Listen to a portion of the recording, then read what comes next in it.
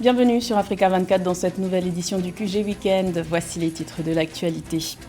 Élection générale en Eswatini ce 29 septembre. Plus de 580 000 électeurs étaient appelés aux urnes pour choisir leurs députés.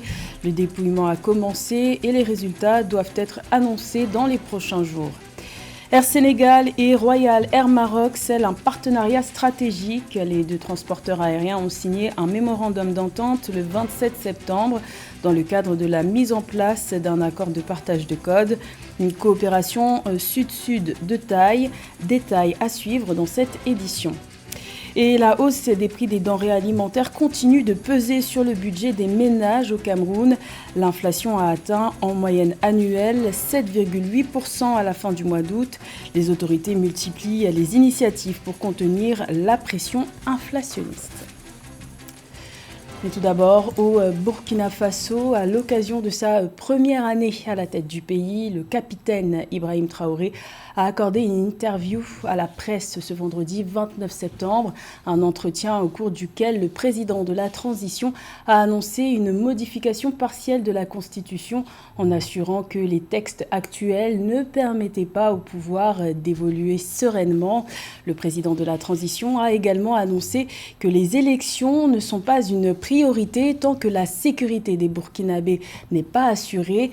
Ces scrutins sont initialement fixés à juillet 2024. Rappelons que le capitaine Ibrahim Traoré est arrivé à la tête du pays des hommes intègres le 30 septembre 2022 à la faveur d'un coup d'État dont il aurait lui-même pu être victime selon le gouvernement de transition qui a assuré le 27 septembre avoir déjoué une tentative de putsch. À la suite de cette annonce, des milliers de personnes sont descendues dans les rues de la capitale Ouagadougou en soutien au régime militaire. Des manifestations se sont également tenues ce vendredi pour appeler à l'adoption d'une nouvelle constitution. Plus de 580 000 électeurs étaient appelés aux urnes ce 29 septembre en Eswatini dans le cadre des élections générales pour choisir leurs députés. Ces élections constituent un test pour la démocratie de la dernière monarchie absolue d'Afrique. L'opposition a boycotté ces scrutins dans un contexte où les partis politiques sont interdits dans le pays depuis 50 ans. Le point avec Mildred Diamou. Le royaume d'Eswatini a organisé ce 29 septembre 2023 des élections générales. Plus de 580 000 électeurs ont été appelés aux urnes pour choisir 59 députés, des chefs de circonscription et conseillers qui dirigeront le pays pour les 5 prochaines années. Une élection sans véritable enjeu, selon de nombreux observateurs, le Parlement et d'autres organes n'ayant qu'un rôle majoritairement consultatif dans ce pays d'Afrique australe. Il s'agit des premières élections d'Eswatini depuis les manifestations en faveur de la démocratie de 2021 qui ont fait près d'une centaine de victimes. La participation massive qui s'élève actuellement à environ 200 000 personnes peut être attribuée au soutien exceptionnel apporté à l'exercice par toutes les parties prenantes des élections, y compris les chefs traditionnels, les ONG et les médias, pour n'en citer que quelques-uns. Pour ce scrutin, 664 bureaux de vote ont été déployés dans 59 circonscriptions des 4 régions du pays, selon l'organe de gestion des élections, Elections and Boundaries Commission. Les personnes en lice se présentent en tant que candidats indépendants, les partis politiques ayant été interdits dans le pays depuis 1973. L'opposition, à l'instar du Congrès de la jeunesse du Swaziland, a appelé au boycott de ces élections, dénonçant des élections non libres et équitables. Il a été constaté que nos bureaux de vote ont ouvert à l'heure, soit 7 heures du matin, et que le vote s'est déroulé dans le calme sans incident majeur. Les modalités de transport se sont révélées efficaces et efficientes, facilitant une plus grande participation au processus. Ces élections constituent un test pour la démocratie au royaume d'Eswatini, pays d'Afrique australe, dirigé par le roi Mswati III depuis 37 ans.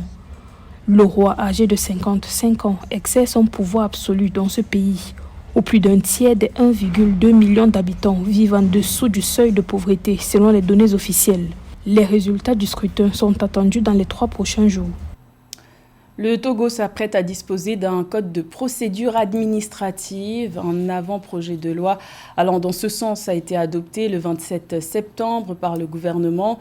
Une fois approuvé par les députés, cet outil devrait permettre de renforcer les droits des citoyens. Ce projet entre dans le cadre du processus de modernisation judiciaire entamé depuis 2019 par les autorités. Les explications de Samantha Saverou Saboubanga.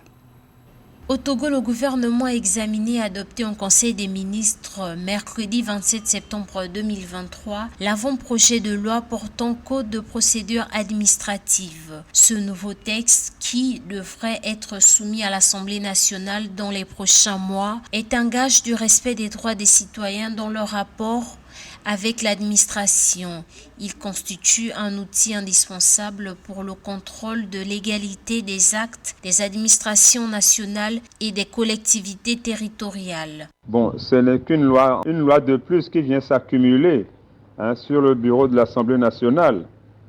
Et quand même ces lois sont promulguées après, ça ne reste que des textes malheureusement. Parce que tant que le Togo demeure un état de non-droit où sévit la culture de l'impunité, tous les textes que le gouvernement promulguera, ils n'auront aucun effet sur la situation des populations. Selon le gouvernement, l'adoption de ce texte s'inscrit dans la dynamique du programme de modernisation de la justice engagé par le président togolais Faure Gnassingbé et concourt à la célérité et à l'efficacité du système judiciaire conformément aux objectifs de l'axe 1 et de l'axe 3 de la feuille de route gouvernementale 2020-2025. Donc ça ne fait qu'une loi en plus qui ne servira à rien du tout concrètement parce que notre administration est si corrompue que ce n'est pas une affaire de texte parce que l'État est corrompu. Le pouvoir est corrompu. Donc, faire des textes qui concernent les petits fonctionnaires et puis les citoyens, ça ne donnera rien. Nous connaissons notre pays. Il y a eu tant de textes qui ne servent à rien que ça ne fera qu'un texte de plus. Afin de protéger davantage ces populations, le gouvernement togolais avait, le 30 octobre 2019, adopté une nouvelle loi portant organisation judiciaire qui abroge l'ordonnance du 7 septembre 1978. En appui à l'ancien, le nouveau texte marque une avancée importante pour la République togolaise, car elle témoigne la volonté du Togo de renforcer l'état de droit et de garantir le respect des droits des citoyens. C'est un partenariat stratégique qui vient renforcer une coopération sud-sud déjà existante. Les compagnies aériennes Air Sénégal et Royal Air Maroc ont signé le 27 septembre un mémorandum d'entente incluant le partage de codes, une collaboration qui devrait profiter aux passagers, notamment à travers l'augmentation des possibilités de connexion. Plus de détails avec Amenedj. Air Sénégal, la compagnie aérienne nationale du Sénégal, et la Royal Air Maroc, la compagnie aérienne nationale du Maroc, ont signé un accord de partenariat le 27 septembre 2023 à Casablanca. Il vise à renforcer les relations entre les deux pays et améliorer l'offre de transport aérien entre le Sénégal et le Maroc. Les deux compagnies pourront par ailleurs proposer des vols en partage de codes, ce qui offrira aux passagers une plus grande flexibilité dans le choix des itinéraires et des horaires. Une fois l'accord de partage de codes, qui est un volet du deal qui a été conclu, on assistera à une dualisation des réseaux respectifs des deux compagnies. Mais mieux encore, Air Sénégal pourra même sortir davantage bénéficiaire de cet accord parce que par extension, il pourra profiter du réseau One World dont fait partie Royal Air Maroc. On parle ici de quelques 900 destinations à travers dans pratiquement 170 aéroports à travers le monde.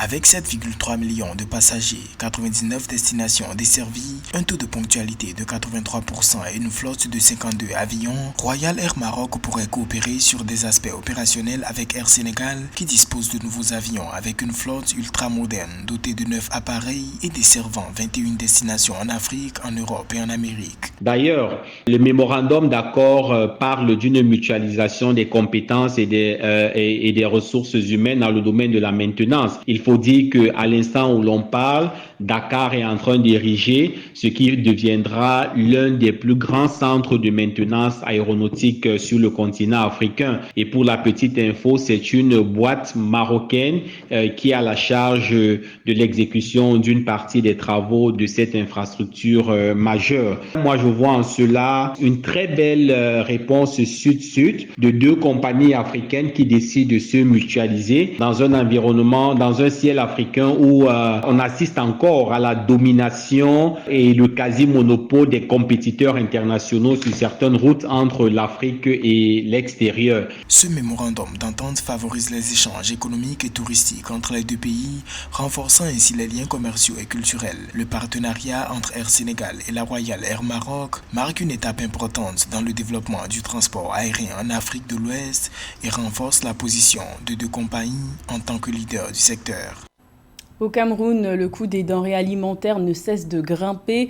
Le pays affiche un taux d'inflation de 7,8% fin août, selon le dernier rapport de l'Institut national de la statistique. Un taux nettement supérieur au seuil admis en zone CEMAC, fixé à 3%. Les autorités multiplient les initiatives pour contenir les pressions inflationnistes, comme nous l'explique Nana Kamsoumkom. En fin août 2023, le Cameroun affiche un taux d'inflation de 7,8%, soit le double du seuil de 3% admis en zone CEMAC. Selon la note sur l'évolution des prix à la consommation finale des ménages au Cameroun en août 2023 de l'Institut national de la statistique, cette hausse des prix est principalement due à une progression de 1,3% des prix des produits alimentaires, de 1,1% des coûts de l'enseignement et de 8,6% des prix des meubles, des articles de ménage et des produits d'entretien courant. Au Cameroun, 7 à 8%, ce n'est absolument pas beaucoup pour un pays qui, aujourd'hui, sort de Covid et également subit toutes les pressions liées à la guerre ukrainienne. Vous savez très bien que le point central qui détermine aujourd'hui le désordre qu'il y a sur les prix des biens sur le marché, ce sont les produits pétroliers. Et comme vous le savez très bien, la poussée des prix des produits pétroliers se répercute sur le prix de tous les autres biens, qu'ils soient intérieurs ou extérieurs. Et c'est vrai, sur les produits extérieurs, le choc exogène induit une augmentation de prix de manière tout à fait mécanique. Mais même sur les produits locaux, les gens ont une même pression simplement parce que les gens qui vendent des produits locaux ont après besoin d'acheter des produits importés. En comparaison avec le même mois en 2022, le niveau général des prix a augmenté de 7,4% en août 2023. Principalement en raison de la flambée des prix des produits alimentaires qui ont connu une hausse moyenne annuelle de 10,9% ainsi que des coûts de transport qui ont augmenté de 16,8% et les produits énergétiques dont les prix ont augmenté de 13,9%. Les prix des produits importés ont également enregistré une hausse de 6%. L'intégration de l'économie devient très importante au niveau continental mais également au niveau des pays. Il faudrait bien que les gens s'attaquent de plus en plus à de la consommation avec des produits à court circuit. Ça veut dire des produits qui sont non loin de lieux de production. Et ça, c'est un grand paradigme que l'Afrique et des pays comme le Cameroun devraient apprendre après les deux chocs exogènes que nous avons eus. Le premier est celui de Covid, le deuxième qui est celui de la guerre russo-ukrainienne. Je pense aussi que cette période définit une nouvelle économie, une nouvelle approche de ce qu'on appelle les politiques publiques. Et il faut y travailler. Mais entre deux, il ne faut pas dramatiser. 7 à 8% d'inflation cumulée annuelle pour un pays comme le Cameroun, ce n'est absolument rien du tout. Pour contenir les pressions inflationnistes, les autorités camerounaises multiplient les initiatives, notamment les subventions des produits alimentaires tels que la farine, l'exonération des taxes fiscalo-douanières et l'organisation des foires commerciales. L'État du Cameroun a décidé de maintenir inchangés les prix à la pompe au moyen d'une subvention estimée à environ 780 milliards de francs CFA sur l'ensemble de l'année 2022. Les investissements directs étrangers ont connu une hausse en Afrique du Sud au deuxième trimestre 2023. Le flux des IDE a atteint 53,8 milliards de rand au deuxième trimestre contre 0,5 milliards de rand au trimestre précédent, selon le bulletin trimestriel publié par la Banque centrale. Alors comment expliquer cette hausse remarquable? Élément de réponse avec Mildred Diamou. L'Afrique du Sud connaît une progression des investissements directs étrangers. Après un recul important enregistré au début de 2023, les flux d'investissements directs étrangers dans ce pays d'Afrique australe ont atteint 53,8 milliards de rand, soit 2,8 milliards de dollars au deuxième trimestre 2023. Ceci représente une hausse significative par rapport aux 500 millions de rand enregistrés au premier trimestre 2023, d'après les données de la Banque centrale publiées le 28 septembre 2023. Pour attirer le plus d'investissements étrangers en Afrique du Sud, le gouvernement sud-africain devrait s'atteler à améliorer ses infrastructures. Les infrastructures sud-africaines depuis la fin de l'apartheid ne font que se détériorer. La hausse des investissements directs étrangers au second trimestre 2023 en Afrique du Sud fait suite notamment au rachat du fabricant sud-africain de spiritueux, Distill, par le géant néerlandais de la bière Heineken. Le contrat d'acquisition de la société sud-africaine de boissons a été finalisé fin avril 2023 pour un coût d'environ 2,3 milliards de dollars. Il faudra que l'Afrique du Sud s'attelle à améliorer ses infrastructures ferroviaires, ses infrastructures terrestres et puis surtout énergétiques et puis au point de vue alimentation en eau. C'est ce qui pourra attirer davantage d'investisseurs pour que l'Afrique du Sud regagne sa position d'antan. Dans son bulletin trimestriel, la Banque de réserve sud-africaine a indiqué par ailleurs que les sorties d'investissement de portefeuille ont chuté à 4,6 milliards de rand au deuxième trimestre 2023 contre 32 milliards de rand enregistrés au premier trimestre 2023. Précisons qu'au quatrième trimestre 2022, les flux d'investissement direct étrangers vers l'Afrique du Sud se sont chiffrés à environ 64 milliards de rand. C'était le journal de la rédaction. Merci de l'avoir suivi. L'information continue sur Africa 24.